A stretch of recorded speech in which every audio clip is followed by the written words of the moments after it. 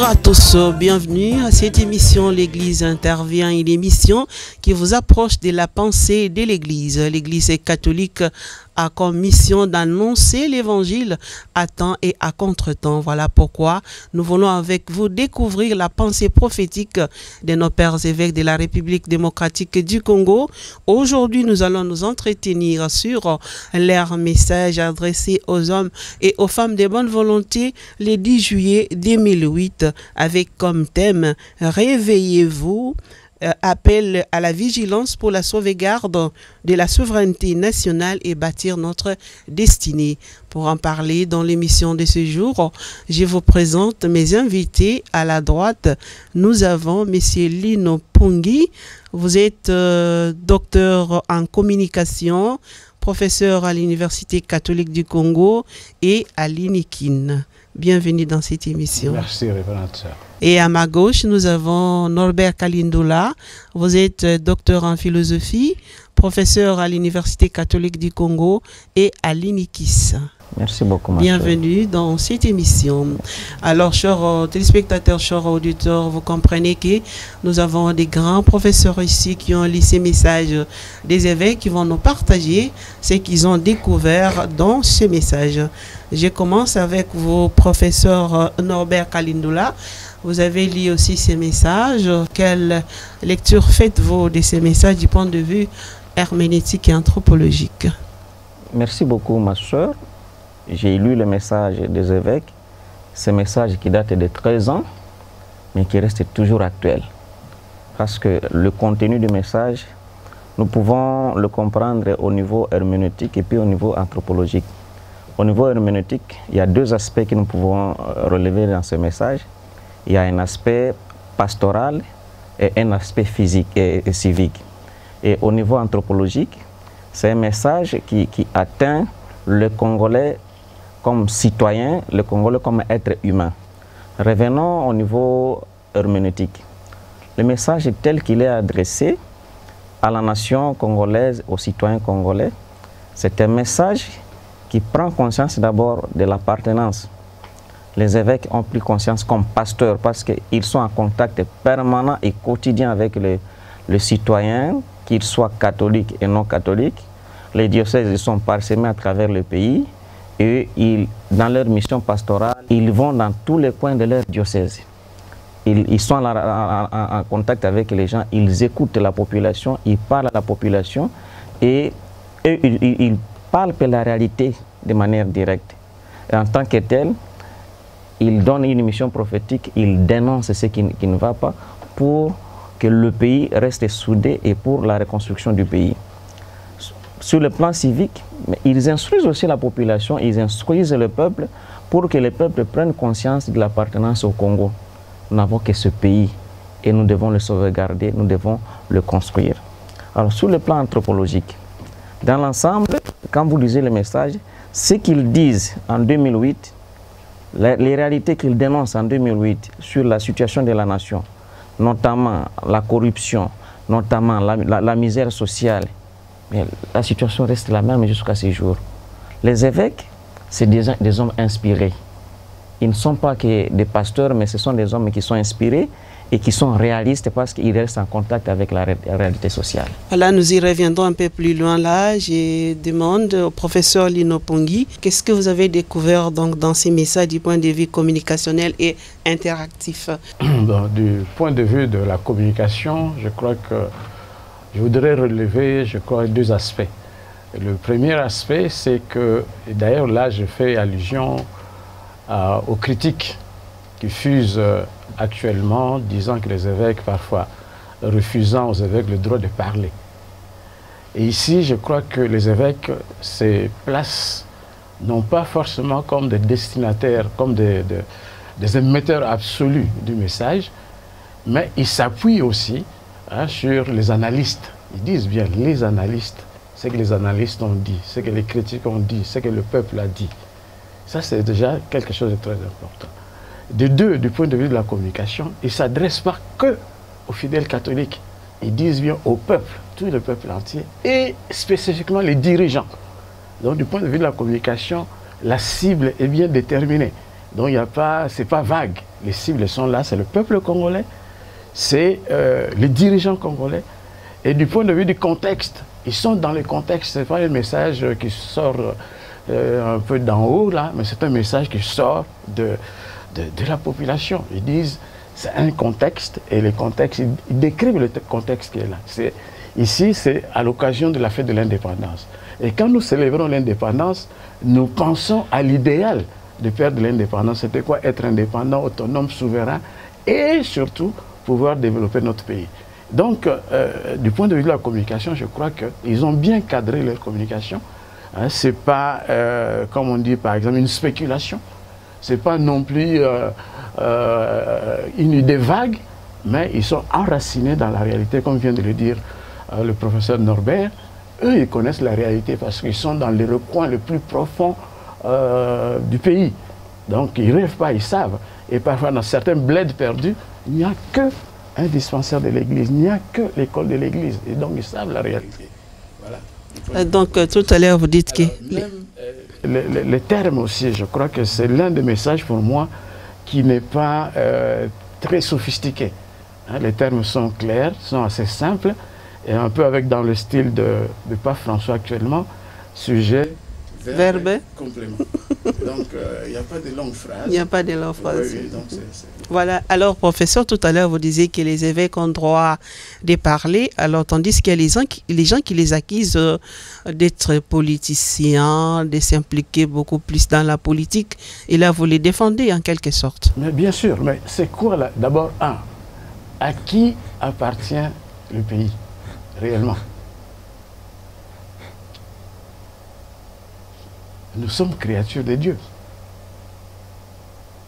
Et c'est là le problème. Donc le pays n'appartient pas aux politiciens. Et le pays appartient à Dieu. C'est la première chose. Deuxième chose, ils parlent comme citoyens. Ils sont citoyens du pays. Comme citoyens congolais. Congolais. Ils sont citoyens congolais. Ils ont droit de deux. Leur, comme je dirais peut-être en termes simples, leur job description. C'est-à-dire, un évêque, c'est qui? Les gens doivent savoir quelles sont les attributions d'un évêque. D'abord, le terme épiscope. Épiscope, c'est quoi? C'est le surveillant, c'est le gardien. Pas les gardiens de la loi, de la politique. Mais quand ils disent Jésus, Jésus a fait quoi? Il s'est confronté avec Pilate. Pilate, c'était un gouverneur, c'était un politicien.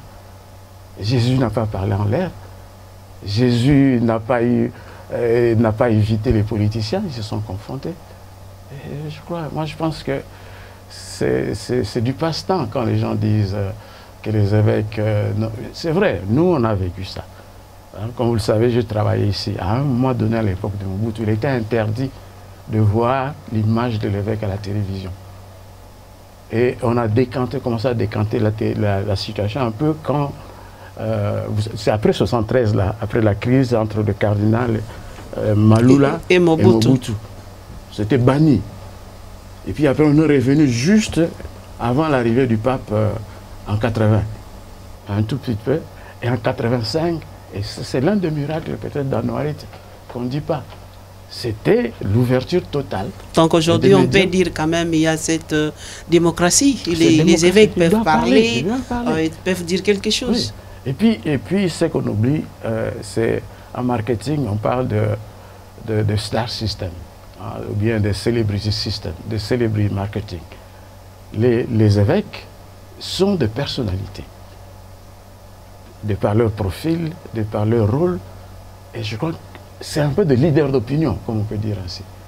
Et quand un leader d'opinion a parlé, quand on fait parler un leader d'opinion, c'est-à-dire que derrière lui, ça peut convaincre, persuader les gens. Et donc, moi je pense que bon, passons un peu ailleurs, là, peut-être rapidement. Allez-y, la France qui est réputée comme un État laïque. Mais vous avez vu, je donne simplement un indicateur, vous avez vu lors de l'incendie de la cathédrale de Paris, oui, la mobilisation qu'il y a eu, parce que c'est un patrimoine. Et la foi catholique, même si les gens ne sont pas hyper pratiquants, mais c'est un patrimoine, parce que la France est développée aussi grâce à la culture chrétienne. Et donc là, on oublie que c'est une culture, hein, ça fait partie de l'éthique sociale. Alors exclure, empêcher les évêques de parler, c'est amputer le pays d'une dimension éthique importante. Mais là, vous êtes contre Mende, parce que Mende dit que l'Église catholique dérange, donc il faut se taire. Ils ont, depuis longtemps, depuis les Mumba, les catholiques, les évêques n'ont fait que bénir la vie dure à Lumumba, Kabila Père, Kabila Fils. Aujourd'hui aussi, tu sais depuis 2000 ans, on a essayé à Rome, à l'époque, avant l'empereur Constantin, on a essayé de faire taire l'Église, on a martyrisé, etc. à la fin. On est arrivé à quoi? L'Église a tenu jusqu'à maintenant. Voilà, si le professeur Kalindo la pense de la même manière, c'est l'Église doit pouvoir parler de la politique, tout ce qui ne les concerne pas. Je voudrais revenir avant de donner un point de vue sur la prise des paroles par l'Église ou sur la situation politique. Je voudrais revenir sur la responsabilité et la personnalité de l'évêque. L'évêque, dans la conception doctrinale, même dans la théologie, c'est un gardien, c'est un surveillant, mais ce n'est pas n'importe quel surveillant, c'est un surveillant d'une communauté, mais une communauté humaine. Alors, en tant que pasteur, il est chargé de veiller sur chacune des brebis. Ces prêtres, les religieuses. J'ai dit sur chacune des brebis. Parmi ces brebis, il y a des prêtres, il y a des religieux, il y a des religieuses, il y a des laïcs. Mais il n'y a pas que les laïcs qui sont catholiques, mais il y a des êtres humains qui sont dans les environs. C'est pour cela que quand l'Église a commencé, où se trouvait l'évêque, c'est là que se développe l'Église, c'est là que se développe la communauté, l'école paroissiale, le dispensaire paroissial, mais autour de l'évêque. Et l'évêque, en tant que surveillant, est censé voir ce qui se passe et prendre conscience, se rendre compte de la situation de chaque citoyen. Et en tant que tel, l'évêque, c'est cet homme-là qui veille et qui essaie de tirer une sonnette d'alarme sur ce qui ne va pas. Et c'est pour cela que les évêques ont droit, je dis bien, ils ont à la fois le droit et le devoir de parler et de dénoncer quand ça ne va pas. Parce que quelqu'un qui veille sur la situation des autres et qui voit que ça ne va pas, il doit nécessairement parler. Là, vous aurez des problèmes avec Lambert Mende. Bon, quand écoutez, vous affirmez que les évêques ont le droit de parler. Bon, Mende se trouve dans une situation politicienne de mauvaise loi. Je dis ainsi et je crois que je m'assume. On ne peut pas empêcher l'Église de parler. Le professeur Lino venait de dire tout à l'heure, si nous devons parcourir 2000 ans d'histoire de l'Église, il y a des empereurs qui ont tenté, à partir de Néron, Constantin, tout seul, mais personne n'a su faire taire l'Église. Et si nous devons reprendre la situation du Congo en particulier, l'Église a joué un rôle que l'État est incapable de jouer jusqu'à un certain niveau. Donnez l'exemple. Quel est l'exemple? Qu'est-ce que l'Église a fait? Bon, moi qui suis né du côté de Kisangani, moi qui ai grandi à Kisangani, je connais la valeur de l'Église au niveau de l'enseignement, au niveau de la santé. Les meilleures écoles de Kisangani sont des écoles catholiques. Les meilleurs hôpitaux à l'époque de Kisangani, c'était des hôpitaux catholiques. La situation de Kisangani, c'est la situation générale du Congo. À Kinshasa à l'époque, c'était la même chose à Lubumbashi, à Goma, à Bukavu, au moins là où je suis passé. Donc, quand on inscrit un élève dans une école catholique, on est rassuré d'avoir une formation solide par rapport à une école publique. Ce qui fait que, même quand l'université est née au Congo, en 1954, la première université du Congo, ce n'est pas une université publique, c'est l'université catholique, l'université Lovanium, avec toute la considération, toute l'estime que cette université a eu en Afrique. Déjà, c'est la première université d'Afrique noire. Et telle qu'elle a été gérée jusqu'à l'avènement de Monseigneur Tshibangou et jusqu'à l'étatisation de l'université telle qu'elle, mais l'université catholique, c'est l'université qui a donné les meilleurs produits à l'époque. Mais aujourd'hui, ce n'est pas le cas parce que dernièrement, on a fait même des sondages. On a vu que l'INIKI, c'était parmi les premières universités, contrairement même à l'université catholique du Congo. Bon, ces sondages, il faut savoir qui l'a fait et avec quelle intention. Je pourrais revenir indiquer le rôle de l'Église. Vous savez, le message des évêques, quand on le lit, quand on l'écoute, c'est un message porteur d'intérêts et de projets communs. Pas seulement des projets d'évangélisation, mais aussi des projets social. Et ces projets sociaux impliquent et les catholiques et les non-catholiques, et les chrétiens et les non-chrétiens. Voilà, quelque part dans ces messages, professeur Lino Pongui, nous lisons ceci: pour ne pas brader notre souveraineté nationale et trahir notre nation, nous rédisons avec force: les Congo n'est pas à vendre. L'avenir du Congo appartient aux Congolais. Qui trahit les Congo? Qui vend les Congo? Bon, qui vend le Congo? C'est la question que je vous pose. Mais c'est nous-mêmes, certains compatriotes. Certains compatriotes, quand, par exemple, vous signez des contrats léonins, vous vendez. Quand nous ne respectons pas nous-mêmes notre constitution, ou bien nos, c'est pas moi, d'autres aspects par rapport aux ressources naturelles, par rapport à beaucoup de choses, nous vendons. C'est ça le problème. Moi, je crois qu'aujourd'hui, beaucoup de gens sont d'accord à dire que la première ressource d'une nation, ce n'est pas d'abord les ressources naturelles et tout le reste, ce sont les ressources intellectuelles. Et donc aujourd'hui, d'ailleurs c'est comme ça, au niveau des Nations Unies, ils parlent de, nous sommes dans une société de l'information ou bien une société de savoir. Si vous ne valorisez pas l'intelligence, ben, les autres vous exploitent. Et donc, peut-être, on les vend de manière inconsciente, involontaire. C'est peut-être les gens qui le font, c'est par ignorance. Hein? C'est ça, je crois, la vente. La vente, c'est au niveau, les dirigeants, ils signent quel type de contrat? Ils cèdent quoi?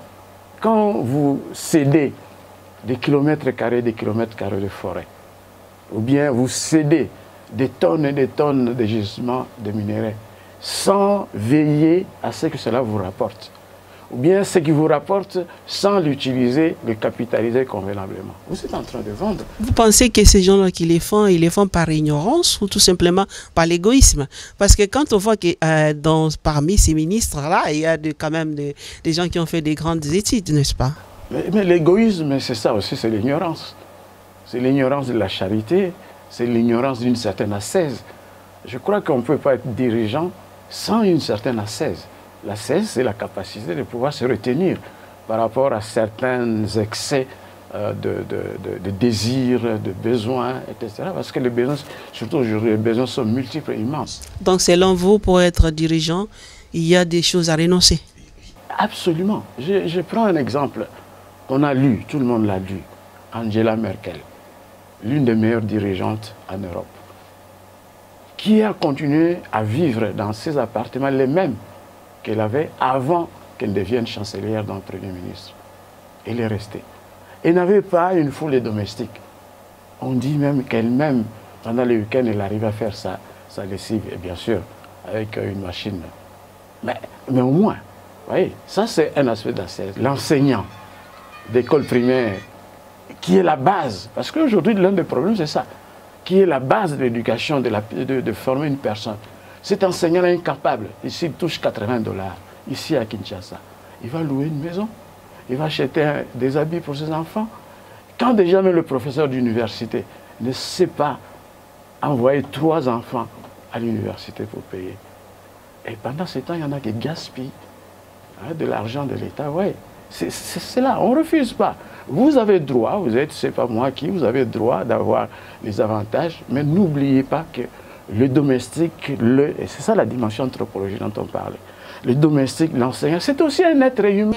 Mais quand même, le président de la République a fait l'effort avec la gratuité de l'enseignement pour alléger justement la tâche aux parents. Et ceux qui assurent, vous avez déjà été dans une école publique d'enseignement gratuit, vous voyez les effectifs, un enseignant d'école primaire qui a dans sa classe 80 élèves, il va suivre qui? Et lui-même déjà il vient en classe affamé. Alors selon vous, qu'est-ce qu'il fallait faire avant tout? Avant justement, avant la gratuité, il fallait commencer par... d'abord la condition de l'enseignant. Pour que l'enseignant se sente à l'aise. Deuxièmement, les infrastructures. A-t-on mesuré, quel est le plan? Je me rappelle à l'époque de Kabila, du Joseph Kabila, on a dit il y avait un projet de construire 1000 écoles par an. construire ou bien réhabiliter. Est-ce que le même projet continue de construction de nouvelles écoles de réhabilitation? Regardez ici à Kinshasa, ma soeur. Quand vous allez dans les quartiers, les nouveaux quartiers qu'on est en train de lotir, allez chercher un seul endroit qu'on a prévu, on dit voilà, ici, nous réservons, on va construire une école publique. Ici, nous allons construire un dispensaire public. Mais, on est en train de critiquer l'église, mais allez dans les quartiers périphériques, vous trouverez. Il y a des congrégations qui sont déjà là. Donc l'église est partout. Voilà. Voilà, les temps justement nous fait défaut. Là, je reviens chez le professeur Kalindou. Là, vous avez juste 2 minutes aussi pour nous dire qu'est-ce qui peut changer aujourd'hui partant des messages des évêques qu'ils ont adressés à nous, à la population, aux hommes, aux femmes de bonne volonté il y a 13 ans. Vous parlez tout à l'heure de la corruption. Le professeur Lino Pongi a souligné aussi l'éducation, etc. Qu'est-ce que vous pouvez ajouter en dehors de tout ça? Ce que je peux ajouter, c'est d'abord la dimension de la responsabilité historique. Et du côté des évêques, parce que les évêques sont conscients de la responsabilité historique de l'Église, mais ils lancent un défi à chaque citoyen, surtout aux dirigeants qui doivent prendre des décisions. Et ces décisions-là pourront faire d'eux des personnes qui entrent dans l'histoire de manière positive ou tout comme de manière négative. Des gens qui entrent dans l'histoire de manière positive, c'est des gens qui marquent la construction d'une société dans le sens positif. Tout à l'heure, le prof Lino évoquait les cas d'Angela Merkel en Allemagne. On sent que cette dame est entrée dans l'histoire de manière très positive. Mais chez nous, si nous essayons de parcourir l'histoire politique, l'histoire sociale de notre pays, nous avons des dirigeants qui ont choisi d'entrer dans l'histoire de manière négative. Vous savez, il y a quelques temps, j'ai donné la catéchèse aux jeunes. Je leur ai dit, écoutez, quand nous récitons le credo et nous parlons de Ponce Pilate, j'ai dit, mais vous savez, Ponce Pilate est entré dans l'histoire, mais de manière négative. Parce qu'il a été irresponsable, il n'a pas su prendre une décision responsable en ce moment-là. Donc aujourd'hui, le message des évêques nous interpelle. Parce qu'il y a un problème d'histoire et un problème de mémoire collective. Donc, le destin du Congo se joue à ce niveau-là.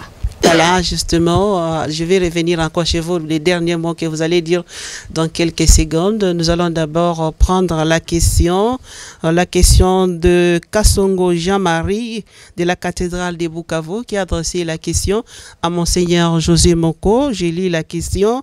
Monseigneur José Moko, donc, pourquoi l'Église catholique ne s'implique pas dans la démarche pour la canonisation et la béatification de Monseigneur Moziriwa, Kataliko et Lembi? Nous allons suivre la réponse de Monseigneur José Moko. Je commencerai par accueillir cette question dans l'action des grâces, parce que nous sommes tous appelés à la sainteté. Et d'ailleurs, les premiers chrétiens s'appelaient de saints. Et les apôtres sont dans l'Église les signes visibles de cette sainteté. Dans 1 Pierre 1, 15, il est écrit « Mais puisque celui qui vous a appelé est saint, vous aussi soyez saints dans toute votre conduite. » Et surtout, cet ordre du Seigneur que nous connaissons tous, dans Matthieu 5, verset 48, « Soyez donc parfaits, soyez donc saints, comme votre Père céleste est parfait, comme votre Père céleste est saint. » Le processus de canonisations vient renforcer cet appel, parce que dans la vénérable tradition de l'Église catholique, certains de nos frères, certaines de nos sœurs atteignent les honneurs de l'autel et sont présentés à l'Église tout entière ou à une communauté locale en exemple, en modèle. C'est ainsi que je dirais, pour ce processus, d'ailleurs le nom le dit, parce qu'il s'agit d'un procès de canonisation qui commence par reconnaître une personne défunte vénérable. Ce procès, ce processus est souvent porté localement. Et donc la question en ce qui concerne nos seigneurs Muziriwa et Kataliko devrait être posée à l'archevêque de Bukavu. Mais je peux quand même en dire un mot parce que la dernière fois que j'étais à Bukavu, en échangeant avec les jésuites qui ont été des confrères de Monseigneur Muziriwa et avec l'archevêque de Bukavu, j'ai appris que les démarches étaient très avancées. Il y a donc sur place à l'archidiocèse de Bukavu et aussi grâce au plaidoyer, au soutien de jésuites, confrères à Monseigneur Muziriwa, un processus engagé et qui pourrait éventuellement aboutir à ce que Monseigneur Muziriwa soit reconnu comme vénérable. La Cinco tout entière soutient cette démarche. Et si dans le diocèse d'Isangui, comme aussi autour de Monseigneur Kataliko dans l'archidiocèse de Bukavu, les signes indicateurs amenés à un tel processus, il est presque sûr que spirituellement, nous allons tous soutenir ces processus. Ce que je voulais aussi dire, c'est que ces confrères dans le ministère épiscopal nous ont laissé des exemples. Nous n'attendons pas la canonisation pour pouvoir imiter leur exemple. Moi, personnellement, j'ai été proche de Monseigneur Muziriwa, qui m'a connu très jeune comme diacre et vicaire 2 ans au Sacré-Cœur. Et je pourrais dire que c'est lui qui m'a accueilli, puisqu'il était provincial à cette époque-là, quand j'arrivais au Sacré-Cœur. Et il a été nommé évêque de Kassongo. J'ai donc partagé cette joie-là avec lui quand il revenait dans la communauté pour pouvoir l'annoncer à ses confrères. Comme archevêque de Bukavu, je l'ai vu souvent revenir à Kinshasa, cherchant à rencontrer le président Mobutu pour le sensibiliser sur ce qui s'est passé à l'Est, particulièrement dans son archidiocèse de Bukavu. Voilà, professeur Lino Pungui, le temps nous fait défaut. Avant de nous séparer, votre dernier mot dans cette émission que vous pouvez adresser à nos chers téléspectateurs pour l'avenir du Congo en quelques mots. Je crois que je reviens par rapport au thème de... Nous sommes, je crois que les évêques sont assez clairvoyants pour inviter chaque citoyen, chaque citoyenne congolais à pouvoir s'engager dans la quête du développement. Et cette quête de développement ne peut pas advenir si chacun ne se sent pas responsable, mais co-responsable. Je crois dans un texte biblique, il est dit nous sommes des collaborateurs à la rédemption, des co-rédempteurs. Je crois que nous, chrétiens catholiques spécifiquement, on doit prendre cela au sérieux et continuer à nous engager politiquement, civilement, par rapport à ça. Parce que Dieu, ce n'est pas par hasard que Dieu nous a placés dans cette partie de sa création qui est la RDC. Donc chacun de nous a une mission pour transformer, pour améliorer, pour continuer la création ici dans cette... Et donc c'est une mission divine pour chacun de nous. Donc l'engagement politique, le développement n'est pas quelque chose de tout à fait extérieur, mais ça fait partie de notre engagement politique. Et quand nos évêques nous interpellent, c'est qu'ils ont bien réfléchi, ils ont bien vu la situation, et ce n'est pas une spéculation. Et je crois que les messages des évêques sont souvent pertinents, sont toujours pertinents parce qu'ils prennent du temps. Ils prennent parfois 1 année avant de pouvoir écrire quelque chose. Donc ils ont eu le temps de mener des enquêtes, de réfléchir, de lire, et puis après ils font une synthèse et nous la proposent. Voilà, moi je terminerai par là. Je pense que pour moi, ceux qui veulent que l'Église se taise, l'Église ne se taira point. Et nous, les fidèles catholiques, nous ne tairons point non plus. Merci beaucoup, professeur. Professeur Kalindoula, vous avez juste une minute pour donner la synthèse de cette émission. Merci beaucoup, ma soeur, pour cette émission. Je voudrais rappeler que le message des évêques, ce n'est pas un message désincarné. C'est tout comme la mission, l'évangile en lui-même.